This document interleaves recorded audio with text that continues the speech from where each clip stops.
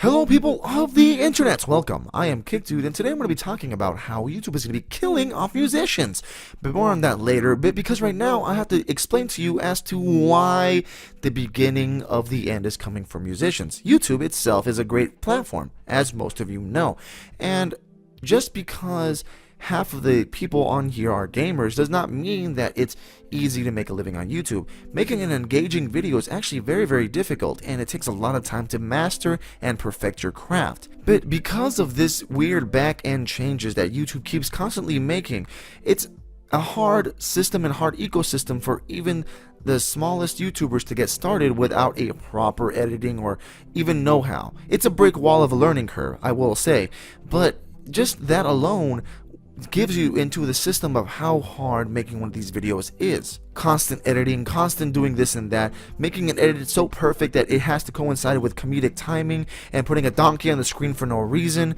These are the things that keep people here and engaged rather than just throwing a fact book of data at their face. Now, while what I'm saying is true, and there's people who do like just data thrown at their face, this does not mean that this excludes you from the group of people who are bombarded on a daily basis from videos that just pray for likes in the first minute and a half of the video. That's what the ecosystem right now is doing, and it's kind of going to be crippling for a lot of people. And let me explain why. YouTube itself, like I said, has been changing rapidly, and if you go back maybe 2 years to videos from YouTubers you know, I'll do the best example I can think of is Mr. Guitar Man's video series Meridian. Now, this video itself is a great video series, and I do recommend watching it. Now, these at the time were great because at the time it was more of a per click basis rather than watch minutes or watch time. Now, as your ecosystem has changed, you will see a gearing towards longer videos that are popular. Why are videos all of a sudden you notice are like 15 minutes long? People will say, well, because people are just making long, boring videos. No, but because in order to get the amount of revenue you made for the video that is 7 minutes long, you have to make twice the amount of content. What? Yes, this is true. Think about it. How many times have you looked at it, right? You looked at a video and be like, oh, halfway through, just like, I have halfway through the video, I'll watch it later. Play. Guess what? You still watched the same amount of time as you did those 5 minutes, but now that the click is still now you watch the click. It's basically the exact same amount of minutes. So why is this relevant? Well, because you have to make basically double the amount of content. It turns into making a 45-minute video to get 18 minutes from the one person that's watching. But what exactly is going on here? Why is it that 15 minutes is a thing? Well, because of analytics. If you look at it, it's not just the example I gave, it is actually a true based on fact thing that happens, that around halfway through your video or halfway through a video, you can probably look at it and be like, well, 50 of my audience just leaves halfway through. They just leave. And that's something that is just carried through over and over and over and over again till it becomes astonishingly popular to everybody's eyes. These back-end changes happen so often and so frequently that YouTubers have to question themselves and other YouTubers to see what is going on. Now, I understand if YouTube makes a change, but it has to be publicly known and it has to be transparent. I feel it should be transparent because it helps the audience and the users know what each other are getting into, You don't go to if everyone's getting promoted in a job, if everyone's getting a pay raise, it's not going to be like, oh, you're getting a pay raise. Okay, everyone's going to get a pay raise. No, it's like, okay, in 5 weeks, we have announced that everyone's going to get a $2 raise in their pay. It's going to be something like that. But YouTube does something so weird, and it's like, you go into work and like, hey, did you find out, if did you get a demotion?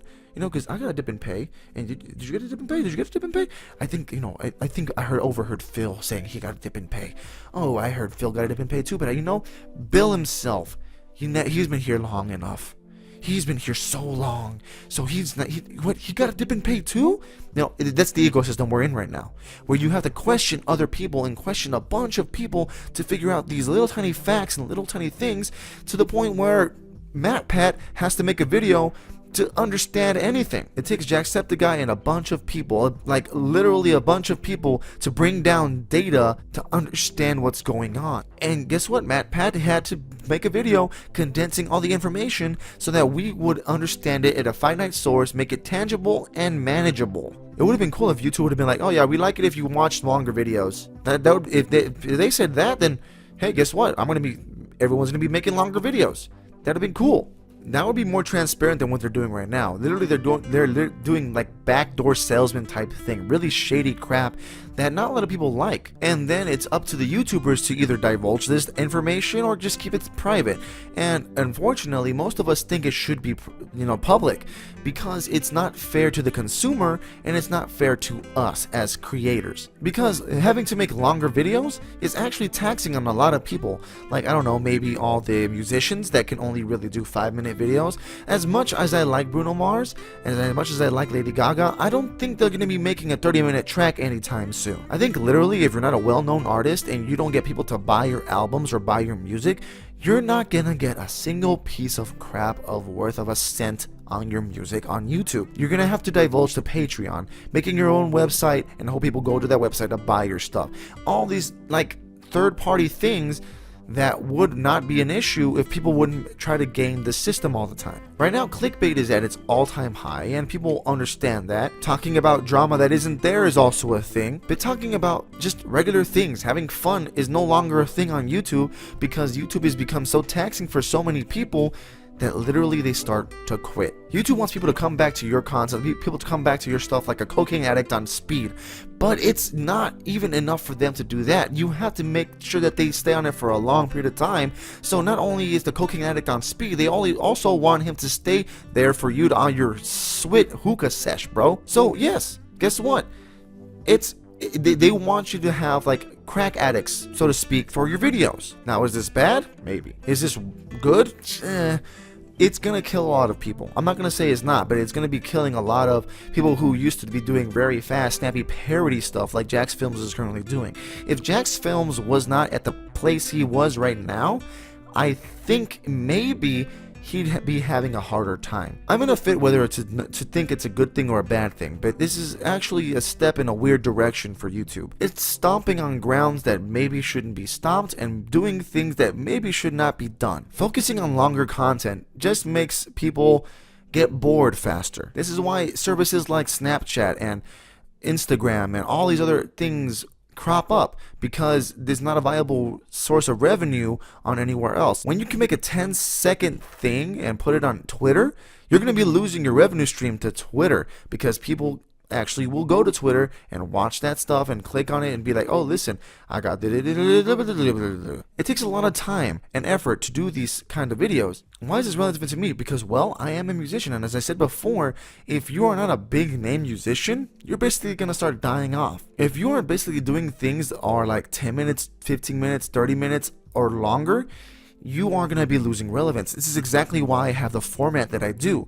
Now, where I only have like 2 videos a month that are underneath 10 minutes. Yes, my music is literally like a 2.5 minutes long, but the reason why I have it up there is because you can also buy the music at my website if you want to support it. This is why artists have been choosing to maybe sign up with iHeartRadio and stuff like that, because they literally cannot be asked to do things on YouTube, because the audience engagement isn't there. It turns into a question of whether or not you want to open up a Patreon or make your substituents grab hold of whatever decency that you had. I think the word is constituents, not constituents. And because of this longer watch time thing is why I'm saying that YouTube is going to be killing off musicians. Unfortunately, I don't think most musicians are going to be making a 30-minute song anytime soon, so unless they find some way to have a different format like I do, they're going to be losing relevance. This is why most musicians have divulged to answering comments, answering things, doing tutorials, not actually making freaking music, because music does not get you revenue on any social platform anymore. It really doesn't, unless you buy something or have advertising. It just doesn't do it. Because let's be honest, no one wants to pay for music anymore, but you are totally 100% want to support a Patreon.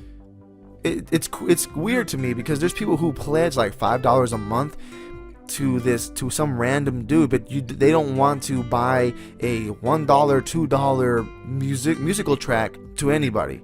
There's something wrong with that mentality, I think.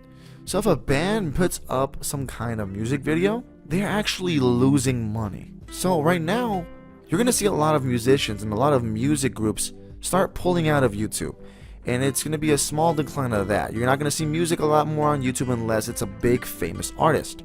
A lot of skit parodies are going to be getting off of YouTube because there is not a lot of fame or a lot of things to be had from a small 5-minute video. Of course, there's factors like, oh, is people watching all the way through? Then maybe you have a shot. So to all of my musician people that are on YouTube and think that they can't make a living off of YouTube because of the things that I have said, don't worry. Just diversify your portfolio. That's all it takes. Do more things than just music. And I know it's your passion. Trust me, it's mine. But you have to realize that some things just aren't in musicians' favors. The cold hard fact is no one wants to buy music anymore. They'd rather support a Patreon than buy music, which is the weirdest concept known to mankind. Play games. Build a fence. Do something and show your process. All the meanwhile still working on your stuff. So boom, there you go.